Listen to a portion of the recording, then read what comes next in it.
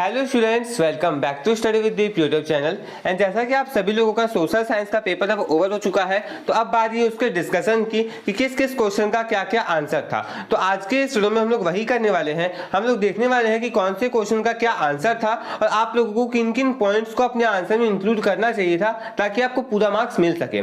तो वीडियो को बिल्कुल अंत तक देखिएगा और अगर आप चैनल पर नए हैं ना तो चैनल को सब्सक्राइब कर लीजिए, क्योंकि डीएवी क्लास 8 से रिलेटेड सारे इंपॉर्टेंट कंटेंट आपको इस चैनल पर मिलते रहेंगे। देखिए गाइस, आप लोगों का जब सोशल साइंस का पेपर खत्म हुआ ना तो बहुत सारे बच्चों को एक कमेंट आ रहा था कि सर पेपर बहुत हार्ड था, एमसीक्यू ट्रिकी थे। तो इन सारी चीजों के बारे में आज के इस वीडियो में हम लोग बात करेंगे। तो चलिए हम लोग क्वेश्चन पेपर के डिस्कशन के साथ इस चीज को शुरू करते हैं। तो चलिए क्वेश्चन पेपर का डिस्कशन शुरू करते हैं। एक एक करके सारे एमसीक्यूज को पहले देखेंगे, फिर जो आपके लॉन्ग आंसर टाइप क्वेश्चन है या फिर शॉर्ट आंसर टाइप क्वेश्चन है उसके इंपॉर्टेंट पॉइंट्स आपको बताएंगे कि क्या क्या इंपॉर्टेंट जो बातें हैं वो क्वेश्चन के आंसर्स में आपके रहने चाहिए थे। चलिए शुरू करते हैं एमसीक्यू के साथ। जो पहला सवाल है, which of the following abiotic resource is non renewable, तो इसका आंसर ऑप्शन नंबर सी था, दैट इज कोल। ओके, बिल्कुल सही है। ये जो क्वेश्चन पेपर है ये हमें अंश नाम के एक लड़के ने भेजा है, तो उसका बहुत बहुत थैंक्स। और कुछ कुछ क्वेश्चंस उसके गलत है यहाँ पर, तो जो भी मैं आंसर आपको बताऊंगा उसे ध्यान से सुनिएगा और मैं टिक भी करता चलूंगा। तो फर्स्ट का जो आंसर है वो कोल होने वाला है कि इनमें से कौन सा एबायोटिक रिसोर्स है जो कि नॉन रिन्यूएबल है। तो एबायोटिक पहले छाटना था, उसके बाद नॉन रिन्यूएबल उसमें से कौन है वो आपको यहाँ पे छाटना था। उसके बाद Japan is economically more advanced than India because of, यानी कि जापान इंडिया से टेक्नोलॉजिकली बहुत ज्यादा एडवांस है, इकोनॉमिकली सॉरी। इसके पीछे का रीजन क्या है? इसके पीछे का रीजन है कि वहां पे एडवांस टेक्नोलॉजी है, कैपिटल वहां के लोगों के पास, पैसा वहां के लोगों के पास कहीं ना कहीं इतना है जो कि वो हर एक चीज में इन्वेस्ट करके उससे अपना आउटपुट अपना प्रॉफिट निकाल ले रहे हैं, जिसके चलते वो कंट्री आगे जा रहा है। तीसरा है अवेलेबिलिटी ऑफ स्किल्ड लेबर, यानी कि स्किल्ड लेबर वहां पे बहुत ज्यादा है जो कि पढ़े लिखे हैं और जो भी काम के लिए उन्हें चुना जा रहा है वो काम वो अच्छे से जानते हैं। ये थर्ड पॉइंट था, यानी कि तीनों का तीनों ऑप्शन बिल्कुल सही था, तो डी आंसर इसका जो है वो आ जाएगा। उसके बाद अगला जो सवाल है असर्शन रीजन का सवाल था। यहाँ पर क्या है कि use of genetically modified crops is still limited, अभी भी जेनेटिकली मॉडिफाइड क्रॉप्स का उतना यूज नहीं है, लिमिटेड यूज है।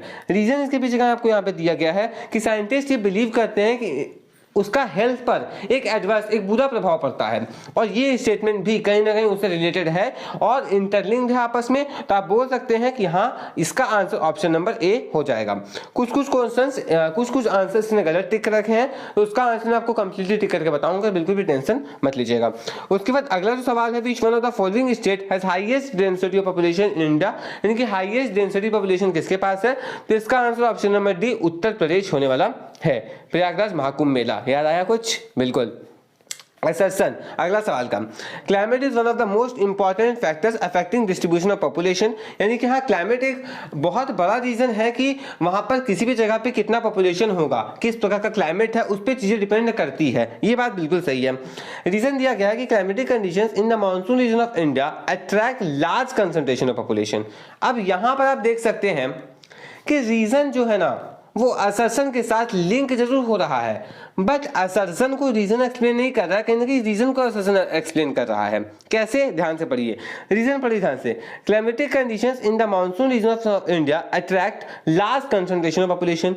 ये अगर आपका असर्शन वाले पार्ट पे रहता ना तो ज्यादा अच्छा होता, बट यहाँ पर हम लोग यही कहेंगे कि असर्शन और रीजन दोनों सही है, बट करेक्ट एक्सप्लेनेशन कहीं ना कहीं यहाँ पे लिंक नहीं हो रहा है, इसलिए ऑप्शन नंबर बी के साथ जाना इस क्वेश्चन पे सही होगा। बट अब ऑफिशियल्स क्या करते हैं वो इन पे डिपेंड करता है। बट यहाँ पे आप ये बात साफ तौर पे समझ सकते हैं कि क्लाइमेट एक इंपॉर्टेंट फैक्टर्स तो है डिस्ट्रीब्यूशन ऑफ पॉपुलेशन को करने के लिए, बट बाद में इंडिया का सिर्फ बात कर देना ये यहाँ पर उस चीज को क्लैरिफाई नहीं कर रहा है, इसलिए ऑप्शन नंबर बी इसका सही आंसर हो सकता है। उसके बाद जो है आपका, What type of source of information does the Digital South Asia Library provide? बिल्कुल सिंपल सवाल था, बिल्कुल फैक्चुअल बेस्ड सवाल था, फैक्ट बेस्ड क्वेश्चन था, वो आपको option number C, that is internet and database. उसके बाद अगला आता है कॉलम को मैच करने वाला। इसमें अगर आप सिर्फ एक जानते कि 2 का ऑप्शन नंबर सी होगा, आपका आंसर आ जाता, और उसका आंसर क्या होता? ऑप्शन नंबर सी, 2 का सी डालते, माई एक्सपेरिमेंट ऑफ ट्रूथ जो है विथ ट्रूथ, ये महात्मा गांधी के साथ लिंक होता, दैट्स इट, खत्म, आपका आंसर आ जाता। अब आप यहाँ पर एक चीज देख सकते हैं कि एमसीक्यू शुरू के कुछ कुछ इजी है, कुछ कुछ हल्के से ट्रिकी है, बट बाद के जो एमसीक्यूज है वो ज्यादा ट्रिकी साइज पर है। तो बहुत सारे बच्चे इसी को लेकर कंफ्यूज थे कि पेपर हार्ड था या फिर इजी, तो पेपर एमसीक्यू के हिसाब से टफ था। टफ मतलब कि क्या कहें, मॉडरेट था कि कुछ सवाल ट्रिकी है, बट अगर आप आगे जाएंगे पेपर में ना 2 मार्क्स 3 मार्क्स वाले सवाल पर, तो वो बिल्कुल प्रेडिक्टेबल पेपर था और जो भी मैंने आपको इंपॉर्टेंट क्वेश्चन टिक करवाए थे सवाल वहां पर से आए हैं। मैं आपको उसका प्रूफ भी आगे चल करके दे दूंगा। आगे आप लोग यहाँ पे देख सकते हैं, identify the pair from which of the following is incorrectly matched. इनमें से कौन सा इनकरेक्टली मैच्ड है, ये आप लोग मुझे नीचे कमेंट बॉक्स में कमेंट करके बताइएगा खुद से कि क्या इस बच्चे ने जो सही किया है, टिक किया, वो सही है या फिर नहीं। बाकी सारे क्वेश्चन लोग आगे देखते हैं। आइए अगला है, which tribe did practice shifting agriculture. ये सवाल इसने थोड़ा गलत कर दिया, इसका answer option number C. Question number 10, choose the city from which Begum Hazrat Mahal lead the revolt of 1857। अगर आपने फर्स्ट वॉर ऑफ इंडिपेंडेंस का क्विक रिवीजन में वीडियो देखा था तो वहां पर हमने इस बारे में बात किया था कि वो अवध से लीड कर रही थी। कहां से? अवध से। इसने कानपुर टिक कर रखा है तो वो सही नहीं है, अवध इसका सही आंसर होने वाला है। आप बुक में जाके देख सकते, बिल्कुल सही सा ये सवाल आया था। उसके बाद Indian rulers also join the revolt of 1857 और रीजन यहाँ पे दिया गया है, British has snapped the compensation that Kings were paid in return in a share of with government. अब यहाँ पर इसका जो सही आंसर होगा वो ऑप्शन नंबर सी होगा। अब अगला जो सवाल है, इसमें आप लोगों को सोशल रिफॉर्मर्स का एक सवाल दिया गया है जिसमें आपको मैचिंग करना था। इसमें भी क्वेश्चन बहुत ज्यादा हार्ड नहीं है। अगर आपको सिर्फ एक ऑप्शन आता होगा ना कि फर्स्ट का आंसर ऑप्शन नंबर डी होगा, तो आप लोग इस क्वेश्चन को सही कर लेते, क्योंकि ऐसा सिर्फ एक ही ऑप्शन था। ऑप्शन एलिमिनेशन के माध्यम से आप इस सवाल को कर सकते थे। इसका आंसर ऑप्शन नंबर सी हो जाता। उसके बाद अगर हम लोग आगे बात करें, which one of the following statements is are correct. अच्छा, वन नहीं लिखा हुआ है, is are correct with reference to the revolutionary movement for India's independence. अगर आप इसमें देखेंगे ना तो first statement and fourth statement सही है। सेकेंड और थर्ड यहाँ पर गलत क्या, बता देता हूँ। सेकेंड इसलिए गलत है क्योंकि यहाँ पर अरविंदो घोष का नाम होना चाहिए था, और आप लोगों का थर्ड स्टेटमेंट इसलिए गलत है क्योंकि यहाँ पे सुखदेव की जगह पे चंद्रशेखर आजाद जी का नाम होना चाहिए था। ओके, तो ये 2 स्टेटमेंट सही है, फर्स्ट एंड फोर्थ। इसके हिसाब से ऑप्शन नंबर सी यहाँ पर आंसर हो जाएगा। उसके बाद अगर हम लोग आगे आए तो अगला जो आपका है, identify one pair from the following which is not correctly matched. इनमें से यहाँ पर ये है कि कौन सा, identify one pair from the following which is incorrectly matched, यानी गलत तरीके से कौन यहाँ पे मैच किया गया वो आपको बताना है। मैं आपको सबका हिंदी में नहीं समझा रहा हूँ, बस आप लोगों को इसका आंसर कमेंट करना होगा।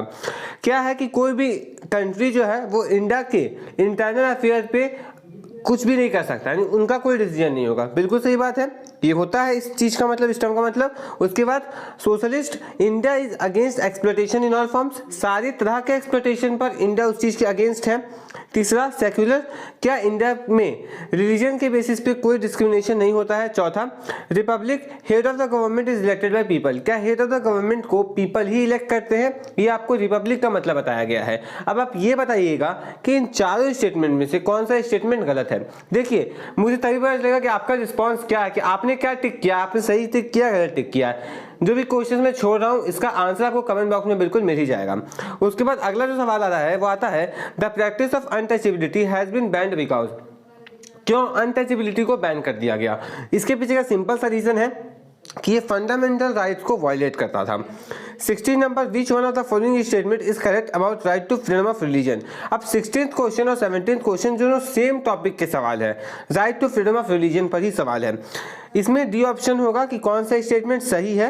अच्छा, कौन सा स्टेटमेंट सही है, डी ऑप्शन इसने टिक किया। इसका आंसर हम देखते हैं। फर्स्ट ऑप्शन में बोला गया है कि state has no religion of its own, बिल्कुल सही बात है कि स्टेट का अपना कोई रिलीजन नहीं होने वाला है, तो यहाँ पे पहला ही स्टेटमेंट सही हो गया। इस बच्चे ने डी सही किया है। क्या लिखा हुआ है डी में, all educational institutions are free to impart religious instruction. बिल्कुल गलत बात है, कोई भी एजुकेशनल इंस्टीट्यूशन को इस प्रकार का राइट्स दिया ही नहीं गया है।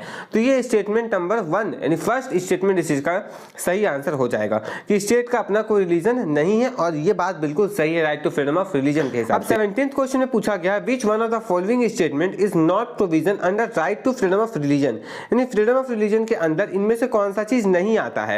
Every individual is free to practice and propagate any religion, हर एक इंडिविजुअल अपने रिलीजन को प्रोपेगेट करने के लिए, उसका प्रचार प्रसार करने के लिए, उसको प्रैक्टिस करने के लिए फ्री है। बिल्कुल सही बात है ये।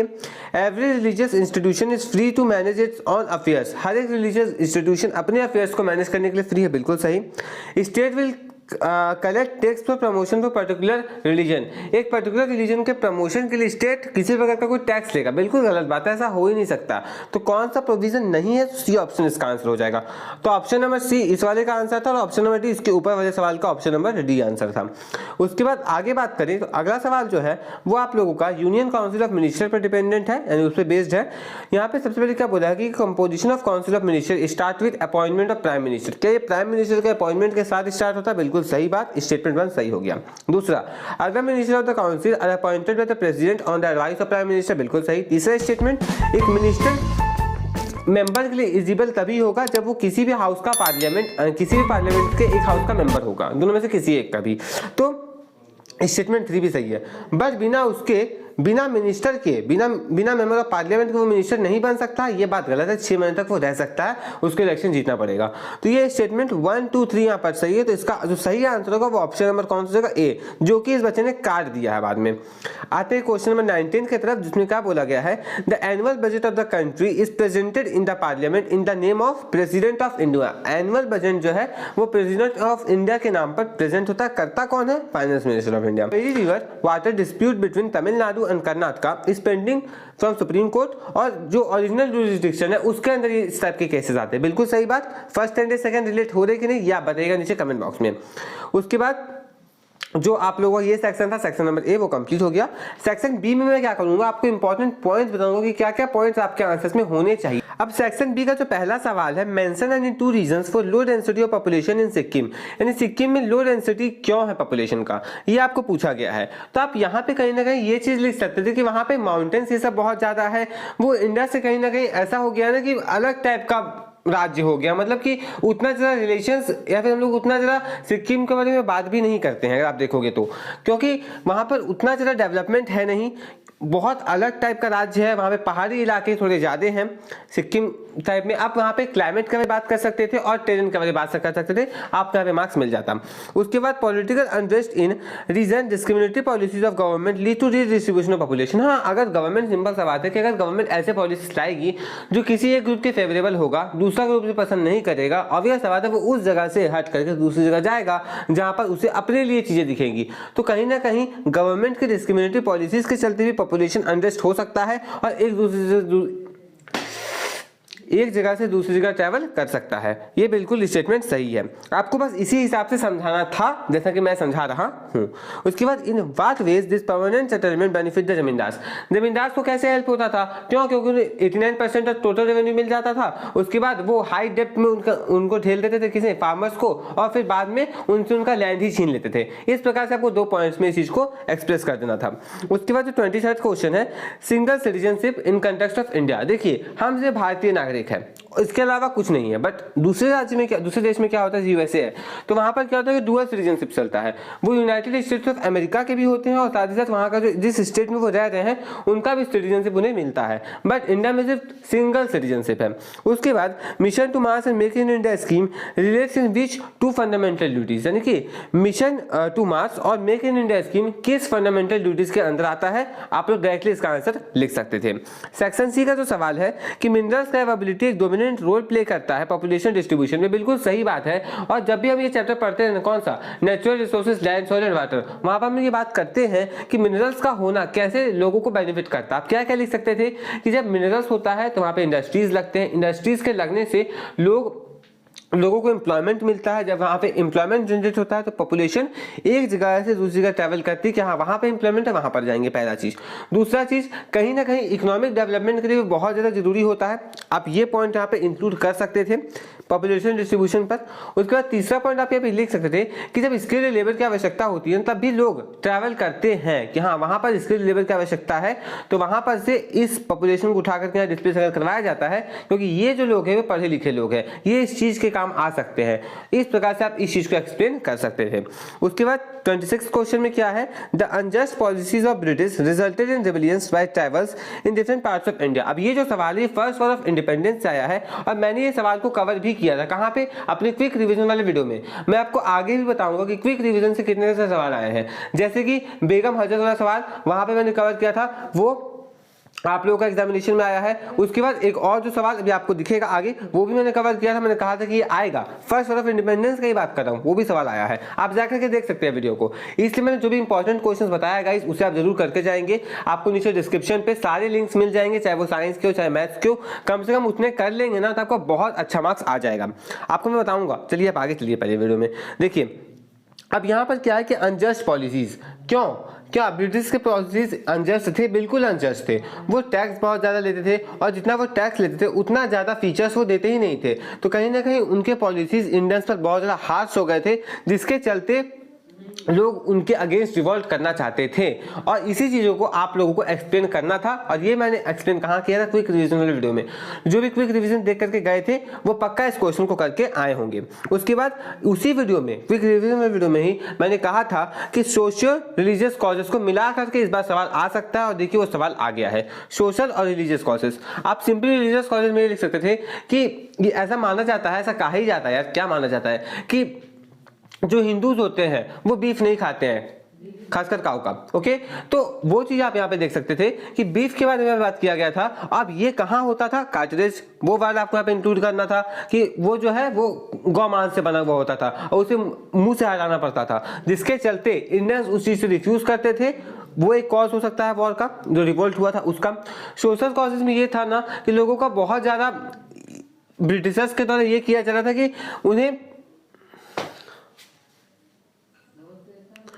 जो 27th क्वेश्चन है कि आपको 3 सोशल रिलीजियस कॉजेज जो है वो रिवोल्ट के बताने थे। ये क्वेश्चन मैंने आपको कहा था ये क्वेश्चन आएगा ही, कहाँ कहा था? क्विक रिवीजन वाले वीडियो में। देखिए सवाल आ गया है। और यहाँ पे आप क्या कर सकते थे? रिलीजियस कॉजेज में आप ये बोल सकते थे कि इंडियंस को कन्वर्ट किया जाता, जो भी हिंदूज थे उन्हें क्रिश्चियनिटी को मानने में बहुत ज्यादा फोर्स किया जाता कि आप क्रिश्चियनिटी को मानो।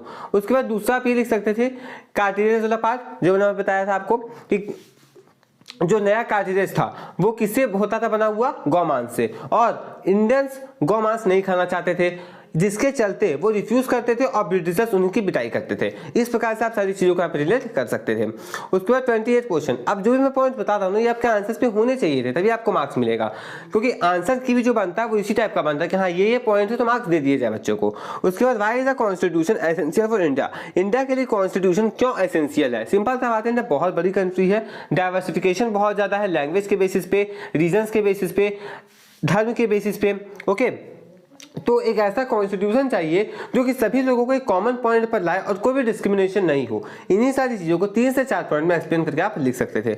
उसके बाद 29th question, in which situation can president use her emergency law? यानी कि प्रेसिडेंट किस केस में अपने इमरजेंसी लॉज का यूज, इमरजेंसी पावर का बेसिकली यूज कर सकती है। तो इसमें आप ये लिख सकते थे जो भी इमरजेंसी पावर का रीजन था, जैसे कि इमरजेंसी पावर में आपका फाइनेंशियल प्रॉब्लम्स, ये सब जो भी था 3-4 पॉइंट्स वो आपको यहाँ पे लिख देने थे। अब ये सब क्वेश्चन डायरेक्टली है तो इससे बहुत ज्यादा हम लोग नहीं जाएंगे, जो डिटेल वाले क्वेश्चन होंगे उसको हम लोग डिटेल में एक्सप्लेन जरूर करेंगे। अब जो डायरेक्ट क्वेश्चन है उसके बारे में ज्यादा बात नहीं करेंगे। उसके बाद आता है why there is a need of land management. अब लैंड यूज पैटर्न जो मैंने आपके साथ डिस्कस किया था अपने लैंड रिसोर्सेज वाले क्विक रिवीजन वीडियो में, वहां से भी सवाल आया है। आप देख सकते हैं कि लैंड यूज पैटर्न क्यों जरूरी है, उस पर डायरेक्ट सवाल है कि लैंड मैनेजमेंट का क्या आवश्यकता है। वो वीडियो आप लोग जाकर के जरूर देखिएगा, वहां पे मैंने आपको कहा था कि क्वेश्चन आएगा, वो क्वेश्चन आया है। तो जो भी क्वेश्चन मैंने वहां पे बताया था आपको गाइस, वो क्वेश्चन आए हैं, चाहे वो सोशल रिलीजियस रिफॉर्म्स वाला हो चाहे वो लैंड मैनेजमेंट वाला हो। तो आप इंपॉर्टेंट क्वेश्चन को जरूर करके जाएं।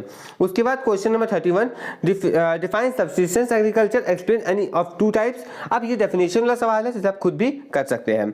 उसके बाद 32, चौरी चौरा इंसिडेंट को आपको यहाँ पे डिस्क्राइब करना है।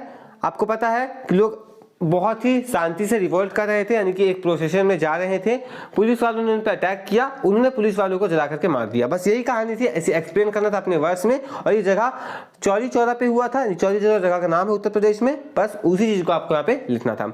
उसके बाद आता है और वाला question, describe the reason for partition of Bengal. चूंकि देखिए बहुत बड़ा था बंगाल उस टाइम पर, तो उसको रूल करना ब्रिटिश के लिए काफी हार्ड हो रहा था, इसलिए उन्होंने ये चाहा कि अब इसकी 2 फाड़ कर दी जाए, जिसके चलते जो उसका पूरा रूल होगा ना वो दो लोगों के हाथ में जाएगा, रहेगा तो ब्रिटिशर्स के ही हाथ में, बट क्या होगा कि वहाँ पे रूल करना आसान होगा, डिवाइड एंड रूल वाली पॉलिसी के हिसाब से। तो उन्होंने उसे दो फाड़ों में बांटा था। उसके बाद explain the powers and functions of high court of India, direct question है, इसको आप बुक से भी देख सकते हैं। उसके बाद explain the objectives and important of public interest litigation, ये भी सवाल डायरेक्ट है, इसको आप बुक से देख सकते हैं। तो गाइस हम लोग सेक्शन ई को डिस्कस नहीं करेंगे क्योंकि केस स्टडी बेस्ड क्वेश्चन को डिस्कस करना यहाँ पे कोई इंपॉर्टेंस नहीं रखता है। बट हाँ, मैंने आपको आज के इस वीडियो में सारे एमसीक्यूज बता दिए कि हाँ किस प्रकार के एमसीक्यूज आए थे, हार्ड थे, हाँ थोड़ी ट्रिकी थे, बिल्कुल सही बात है, बट हाँ किए जा सकते थे। अगर आप चैप्टर को डीप में पढ़े थे तो एमसीक्यूज डुएबल थे। उसके बाद जो शॉर्ट आंसर टाइप क्वेश्चन थे, जो very short answer type question थे, वो मैंने डिस्कस कर दिया। जो 5 मार्क्स के क्वेश्चन थे उसमें कुछ कुछ मैंने छोड़ा क्योंकि कुछ कुछ क्वेश्चन बिल्कुल डायरेक्ट है। अब यहाँ पर से टेक अवे क्या है कि सवाल बहुत ज़्यादा डुएबल आ रहे हैं, आप कर सकते हैं बिल्कुल।